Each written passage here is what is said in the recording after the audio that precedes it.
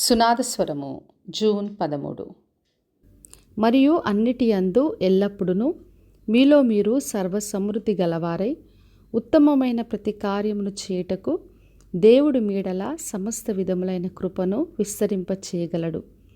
కొరింథీలకు రాసిన 2వ పత్రిక 9వ అధ్యాయము 8వ వచనం. మరి దేవుడు ఈ రోజున వాగ్దానం చేస్తున్నాడు.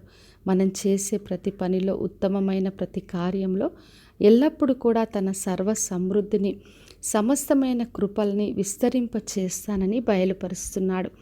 మనం ఏ పని చేయాలన్నా దేవుడి కృప మనకు కావాలి, ఆయన సహాయం మనకు కావాలి, దేవుడి సమృద్ధి మనకు కావాలి. చేసే ప్రతి పనిలో దేవుడి సహాయంతోనే మనం అన్నీ కూడా నెరవేర్చగలం. అందుకే ప్రభు బయలుపరుస్తున్నాడు.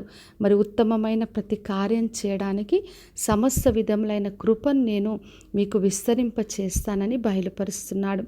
మరి నిర్గమకాండ 36వ అధ్యాయంలో మనం చదివినప్పుడు అక్కడ ప్రత్యక్ష గుడారము, ఆ పరిశుద్ధ స్థలం పని కొరకు కావలసిన వస్తువులను వాళ్ళు చాలా తీసుకొని వచ్చారు. అత్యధికంగా తీసుకొని రావడం వల్ల మోషే ఇంకా చాలు తేవద్దని చెప్పాడు. మరి అక్కడ పనికి కావలసిన దానికంటే ఎక్కువగా సమృద్ధిగా దేవుడు పంపించాడు. మరి వారి ప్రయాణాల్లో వారికి కావలసిన ఆహారం కావచ్చు, నీళ్లు కావచ్చు, ఏ విషయం అవసరత ఉన్నా దేవుడు సమృద్ధిగా వాళ్ళకు అనుగ్రహించాడు.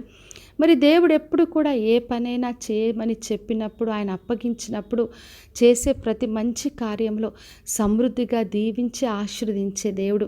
అందుకే మనం పరిశుద్ధ గ్రంథంలో చూస్తాం, అది ఏ పనైనా, మందిరం పనైనా, ఇంకా ఏ పని దేవుడు అప్పగించినా తన సర్వ సమృద్ధిని ఆయన అనుగ్రహించి ఆ పనులను ముగించాడు. ఎందుకంటే యేసుక్రీస్తు ఈ లోకంలోకి సమృద్ధి జీవం ఇవ్వడానికి వచ్చాడు. యోహాను సువార్త 10వ అధ్యాయం 10వ వచనంలో చెప్పాడు. అందుకే ఆయన దగ్గరికి ఎవరు వచ్చినా కూడా సమృద్ధిగా దీవించి ఆశీర్వదించాడు. అది రక్షణ విషయం కావచ్చు, ఆహారం విషయం, వాళ్ళకున్న అనారోగ్యత, అవన్నీ స్వస్థత, ఏది దేవుడు చేయాలన్నా సమృద్ధిగా దీవించి ఆశ్రయించే దేవుడు.